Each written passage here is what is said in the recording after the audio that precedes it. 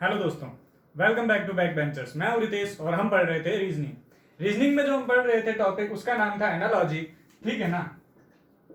Analogy में हम किस तरह के टाइप के क्वेश्चंस बनते हैं वो सारे टाइप्स हमने देख लिए थे। आज की जो हमारी क्लास है वो है क्वेश्चन प्रैक्टिस के ऊपर। ठीक है, इस पे हम वेरियस एग्जाम्स में आए हुए क्वेश्चंस देखेंगे और किस तरह से क्वेश्चंस एनालॉजी में बनते हैं। ठीक है, वो सारी बात हम इस आज के लेक्चर में करेंगे। तो देखिए, अगर हम एग्जाम्पल की बात करें तो देखिए हमारे पास क्वेश्चन है 20, 30 एंड देन 110। ये आपसे पूछा है जिस तरह से 20 30 से सिमिलर है उसी तरह 110 से यानी 1110 से क्या सिमिलर होगा। अब आपके एग्जांपल है, देखिए 1 2 3 3 2 1 C is 312 and D is 132। ठीक है, ये आपके पास क्वेश्चन है। अब देखिए अगर हम इसका सॉल्यूशन देखें तो देखिए 20 30 से किस तरह से सिमिलर हो सकता है। देखिए अगर मैं 20 को 4 into 5 लिखूं तो मेरे पास 20 आ जाता है। ठीक है, अब हमें यह देखना है कि 30 कैसा है। तो अगर मैं 30 के टुकड़े करूं तो मुझे पता है 5 multiply by 6 is equal to 30 होता है। अब ये देखिए ये 4 5 है, ये 5 6 है। अगर मैं इसको इस तरह से लिखूं 4 + 1 मल्टीप्लाई बाई 5 + 1 तो ये मेरे पास 30 आ जाएगा। यानी जिन दो मल्टीप्लीकेशन से ये बना है, यानी इसका जो फैक्टर है उसमें एक एक ऐड करके अगर मैं मल्टीप्लाई करूं तो मेरे पास नेक्स्ट डिजिट या फिर नेक्स्ट नंबर जो है वो आ रहा है। तो अगर मैं उसी तरह 110 का लिखूं 110 यानी कि 10 × 11। ठीक है, तो इसका अगला क्या हो जाएगा 11 × 12। अब मैं अगर 11 × 12 करूं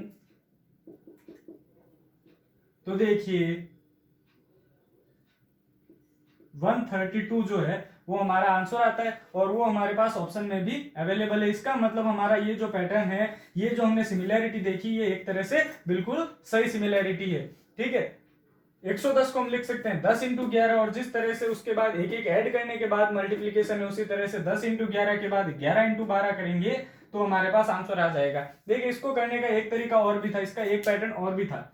ये 4 5 से मल्टीप्लाई हो रहा है, ये जस्ट उसके अगले नंबर यानी 5 6 से मल्टीप्लाई हो रहा है। 4 5 5 6, 4 × 5 5 × 6, ये उसी तरह 10 × 11 11 × 12। ठीक है, ये इसको करने का एक तरीका भी था। ठीक है, तो इसको आप किसी भी तरह से कर सकते थे।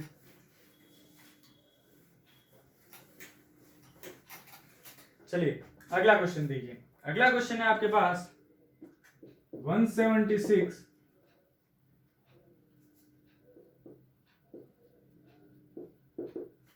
36। उसी तरह से आपसे पूछा है 549।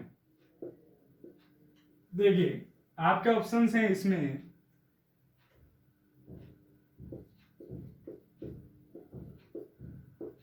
बी आपके पास है,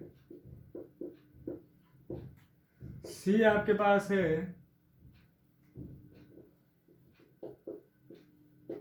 और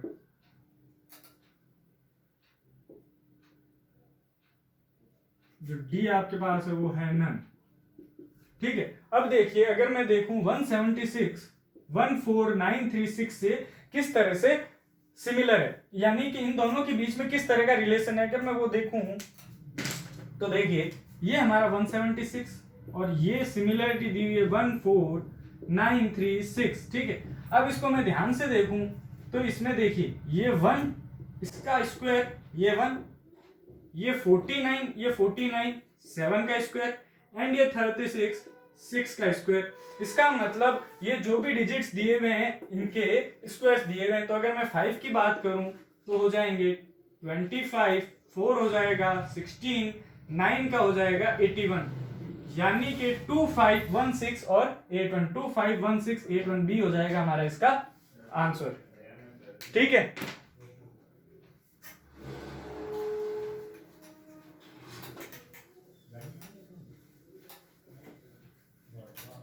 अगले एग्जाम्पल की मैं बात करूं तो देखिए अगला एग्जाम्पल है आपके पास I is similar to RV, then ये आपको पता करना है। आपके ऑप्शंस हैं P U, P x, x P और डी आर डब्ल्यू।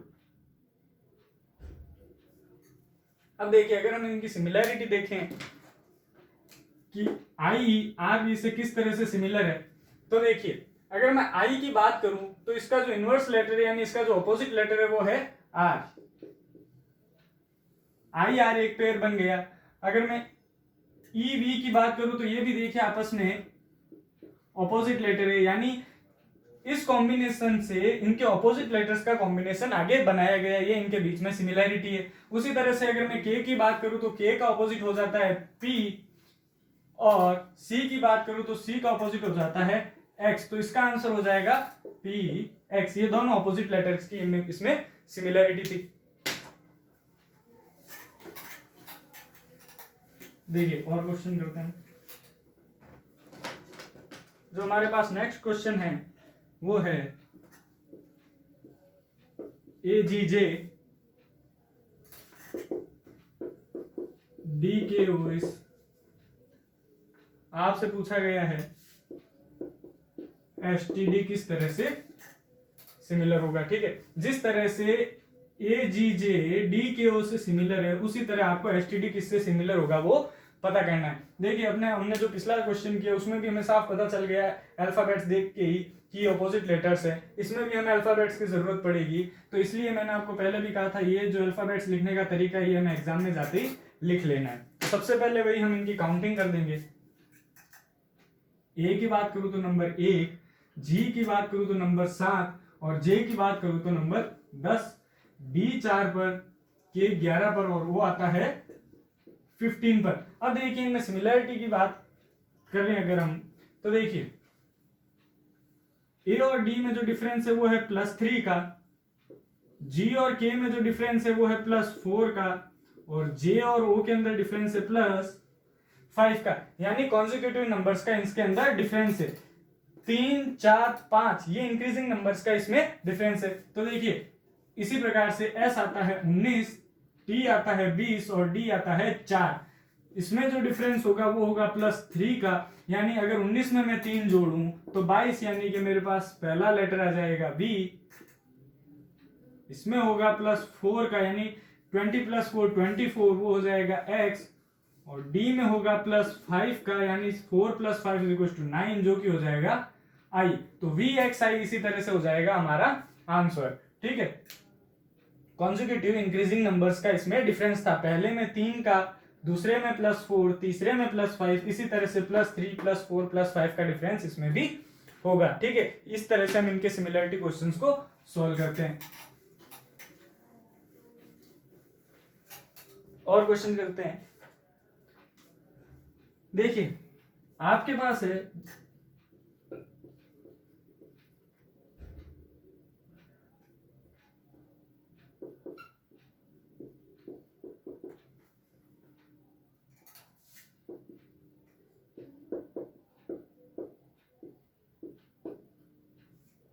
जिस तरह से रेक्टेंगल सिमिलर है पेंटागन से, उसी तरह की सिमिलरिटी इन ऑप्शंस में से किस में आपको वो देख के बतानी है। पहला है आपके पास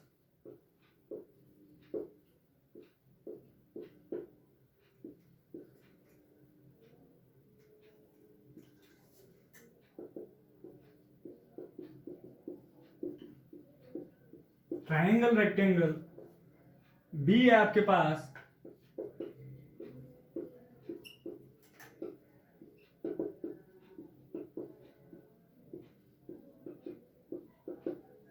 डायगोनल पेरीमीटर, सी है आपके पास साइड एंड एंगल, डी है आपके पास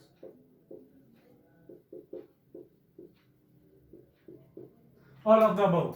ठीक है, अब देखिए रेक्टेंगल के अंदर अगर हम बात करें साइड्स की तो हमें पता है कि ये होता है हमारा रेक्टेंगल। ठीक है, अगर मैं रेक्टेंगल की बात करूं तो हमारे पास साइड्स होती है 4। अगर मैं पेंटागन की बात करूं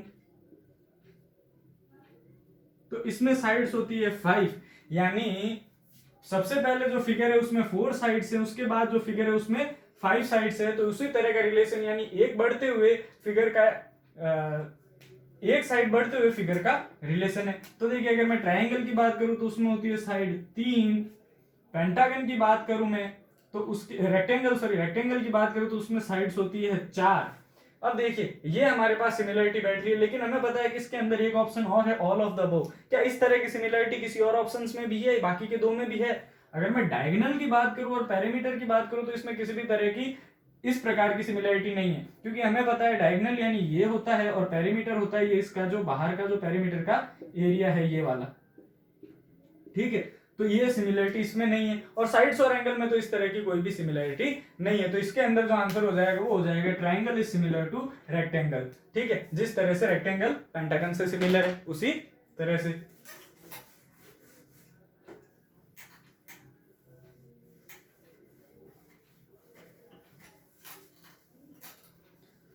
चलिए अगले क्वेश्चन की तरफ चलते हैं।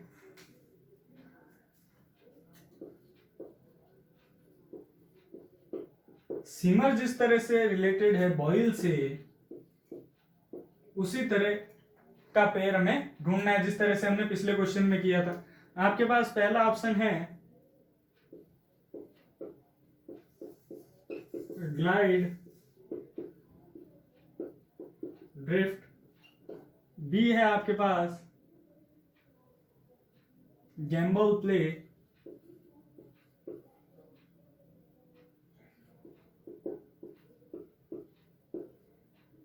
सी है आपके पास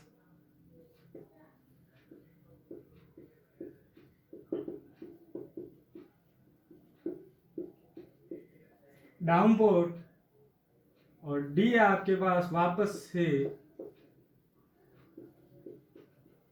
ऑल ऑफ द अबव, ठीक है। अब देखिए अगर मैं सिमर की बात करूं तो सिमर का होता है जब हम किसी चीज को गर्म करते हैं तो सीधे बॉईल नहीं होती है, वो पहले हल्की गुनगुनी होती है। तो सिमर का मतलब होता है हल्का गुनगुना होना। तो यानी ये तो फर्स्ट स्टेप हो गया, उसके बाद बॉईल, यानी ये इसका प्रीवियस स्टेप है बॉईल का। बॉईल होने से पहले वो चीज क्या होती है, सिमर होती है। जैसे हम किसी पानी को गर्म करते हैं तो पहले गुनगुना होता है, उसके बाद बॉईल होता है। उसी तरह का रिलेशन हमें इन सब में देखना है। देखिए ग्लाइड और ड्रिफ्ट में इस तरह का रिलेशन नहीं है। ऐसा नहीं है कि जहां पहले ग्लाइड होता है उसके बाद ड्रिफ्ट शुरू होता है, ठीक है। इस तरह का कोई भी रिलेशन नहीं है। गैम्बल और प्ले में भी नहीं है। लेकिन अगर हम ड्रिजलिंग की बात करें, ड्रिजल और डाउनपोर, ड्रिजल का मतलब होता है जो बूंदाबांदी होती है उसे कहते हैं ड्रिजल, और डाउनपोर का होता है तेज बरसात, मूसलाधार बरसात। तो सबसे पहले बूंदाबांदी शुरू होती है और उसके बाद डाउनपोर शुरू होता है एज जनरल, ठीक है। कई बार ऐसा होता है कि सीधी मूसलाधार बरसात शुरू हो जाती है, लेकिन अगर हम जनरल केस की बात करें तो पहले ड्रिजलिंग होती है उसके बाद डाउनपोर होता है। तो अगर हम सबसे मोस्ट सिमिलरिटी देखें तो वो हो जाएगी हमारी ये सी, ड्रिजल रिलेटेड टू डाउनपोर, ठीक है। तो इसका आंसर हो जाएगा हमारा, करेक्ट आंसर हो जाएगा ये। क्योंकि देखिए इसके अंदर हम एक्सेप्शंस नहीं कंसीडर कर सकते, क्योंकि जिस तरह से बॉयल और सिमर और बॉयल में है उसमें भी कई तरह के एक्सेप्शंस होते हैं। कई चीजें डायरेक्ट बॉयल हो जाती है, ठीक है। उसी तरह से ड्रिजल और डाउनपोर जनरल केसेस की हम स्टडी करते हैं इसमें, ठीक है। जनरल केस को ही कंसीडर करेंगे।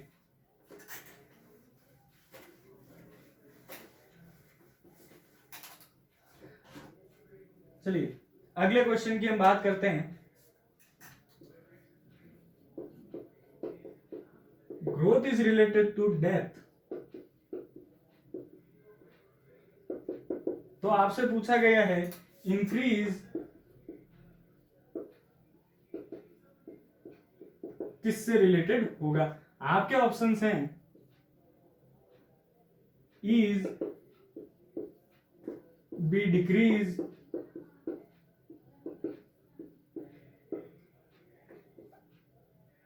सी है आपके पास टीज, और डी है आपके पास डेथ। सॉरी माफ कीजिएगा, डी है आपके पास सीज, ठीक है। देखिए बिल्कुल सीज ही है आपके पास, डी ऑप्शन। अगर हम ग्रोथ और डेथ में डिफरेंस देखें तो देखिए आपको एक तरह से ये लग रहा होगा कि एक तरह के ऑपोजिट वर्ड्स हैं, पर ध्यान से देखेंगे, अगर हम थोड़ा सा दिमाग पे जोर डालेंगे तो हमें पता चलेगा कि ग्रोथ और डेथ जो है वो ऑपोजिट लेटर्स नहीं है।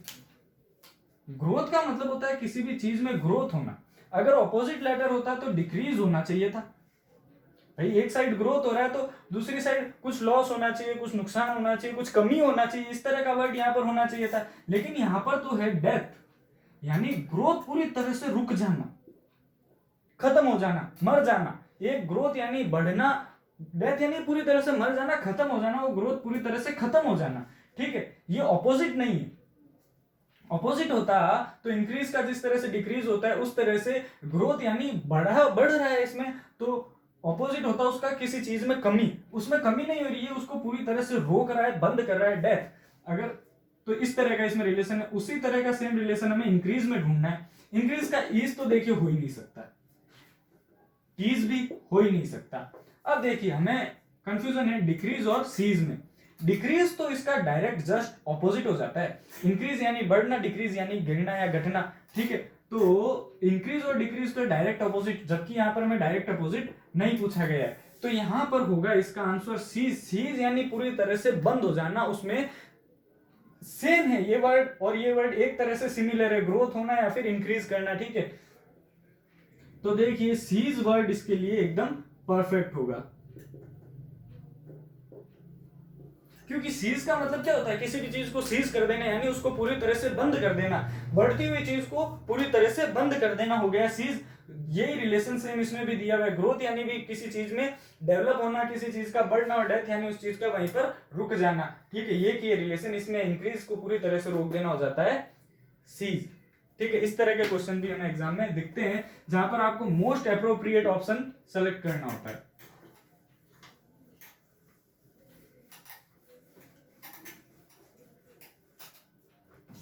देखिए अगले क्वेश्चन की अगर मैं बात करूं तो इसमें लिखा हुआ है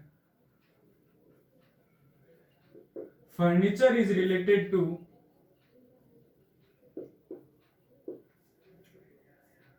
टेबल। ठीक है, उसी तरह आपसे पूछा गया है स्टेशनरी। स्टेशनरी किससे रिलेटेड होगा?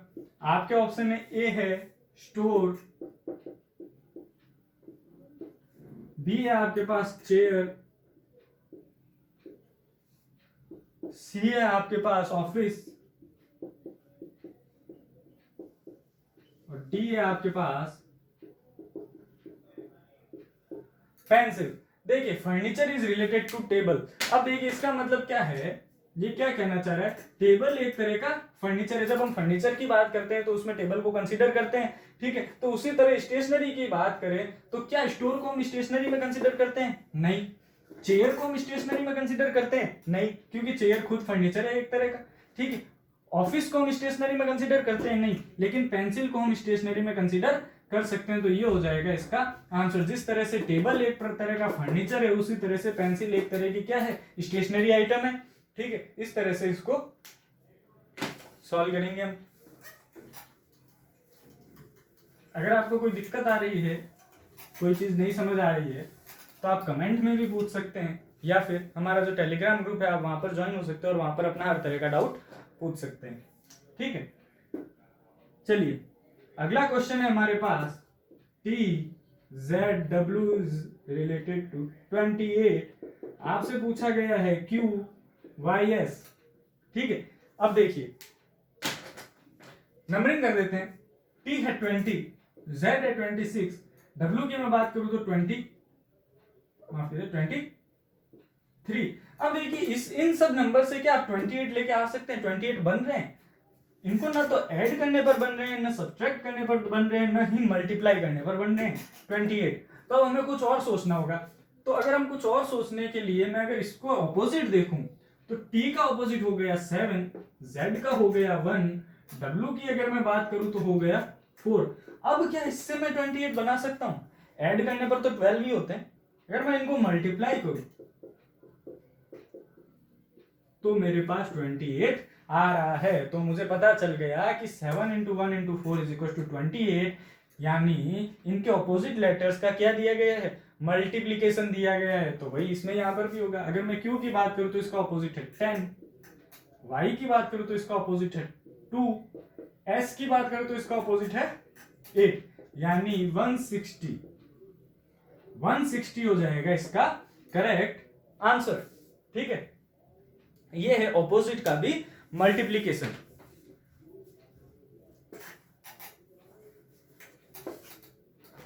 चलिए नेक्स्ट क्वेश्चन की तरफ अगर अपन चलते हैं तो T G V L is similar to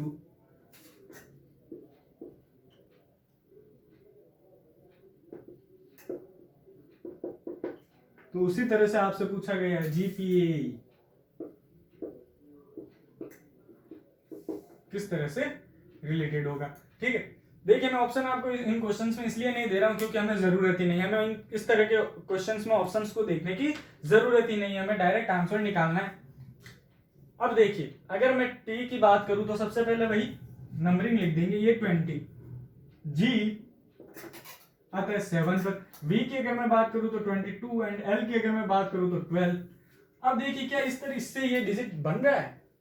मेरे हिसाब से इससे ये डिजिट किसी भी तरह से नहीं बन रहा है, लेकिन जब मैं ये डिजिट देखता हूं 7, 20, 5, 1, 5 तो मेरे दिमाग में एक चीज आती है।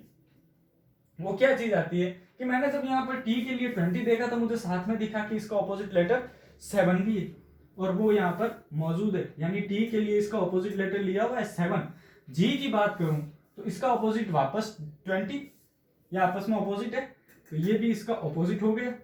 अगर मैं वी की बात करूं तो इसका ऑपोजिट ई यानी कि 5, ये 7, ये 20, ये 5 और एल की अगर मैं बात करूं तो एल का ऑपोजिट ओ यानी कि 15, यानी कि इनके ऑपोजिट लेटर्स हैं, उनके नंबर्स लिखे हुए हैं। तो उसी तरह अगर मैं जी के ऑपोजिट की बात करूं, ये जी का ऑपोजिट हो गया टी यानी 20, टी की बात करूं 16 का ऑपोजिट हो गया 11 यानी के, और अगर मैं ए की बात करूं तो 26 एंड अगर मैं ई की बात करूं तो 22। ये ऑप्शन जिसमें भी होगा वो हो जाएगा हमारा आंसर, चाहे ए हो चाहे बी हो सी हो या फिर डी हो। 20, 11, 26 एंड 22 ये हो जाएगा हमारा आंसर। ठीक है, चलिए अगला क्वेश्चन करते हैं। देखिए आपके पास अगला क्वेश्चन है, देखिए ये जो अभी मैं अब जो ये दो क्वेश्चन करवाने जा रहा हूं ये एक ही सेम टाइप के हैं। इनमें देखिए ये क्वेश्चन कई बार एग्जाम में पूछ लिए जाते हैं और हम इसमें रिलेशन नहीं ढूंढ पाते या फिर हमें थोड़ी सी मुश्किल हो जाती है। देखिए आपके पास क्वेश्चन है रेयर के लिए रियर और बियर के लिए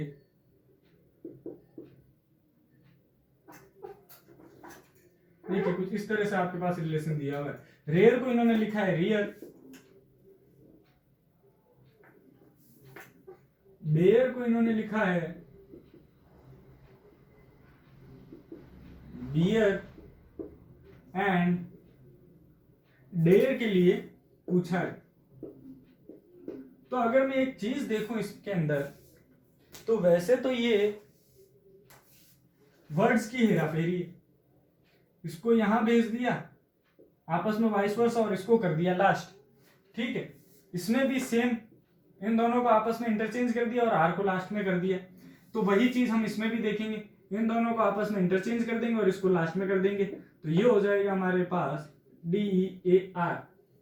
ठीक है, ये तो था बेसिक लॉजिक, लेकिन अगर हम इस क्वेश्चन को देखें तो हमें इतना सोचने की जरूरत नहीं पड़नी चाहिए। हमें पता है रेयर को रियर, डेयर को बियर, तो डेयर को क्या करेगा डियर। ठीक है, ये इस तरह से इजीली सॉल्व हो जाते हैं। तो ये बहुत ही इजी क्वेश्चन होते हैं, बस हमें इनमें टाइम वेस्ट नहीं करना होता। इसी तरह का एक क्वेश्चन और देखते हैं। बीट को लिखा है इन्होंने बीट, सीट को लिखा है सीट, सीट के लिए लिखा है सीट, और आपसे पूछा गया है हिट के लिए क्या होगा। बिल्कुल सिंपल सी चीज है, दो लॉजिक लगा सकते हैं। बिट को बीट जो हम जनरल कॉमन सेंस से हम देख सकते हैं, बिट को बीट सीट को सीट, तो हिट को क्या हो जाएगा हिट हो जाएगा। ठीक है, लेकिन अगर हम लॉजिक देखें तो इन्होंने क्या किया है, आई की जगह क्या यूज लिया है ई ए, जहां पर भी आई आ रहा है बीच में वहां पर ई ए, बिट के लिए BEAT, आई के लिए वापस ई ए, इस आई के लिए भी वापस ई ए। ठीक है, तो इस तरह के क्वेश्चंस भी एग्जाम में आते हैं। जिस जिस तरह के एग्जाम में आते हैं मेजर तौर पर मैंने वो सारे क्वेश्चन आपको करवाए हैं एनालॉजी पर। ठीक है, तो आज की क्लास के लिए इतना ही। Thank you so much.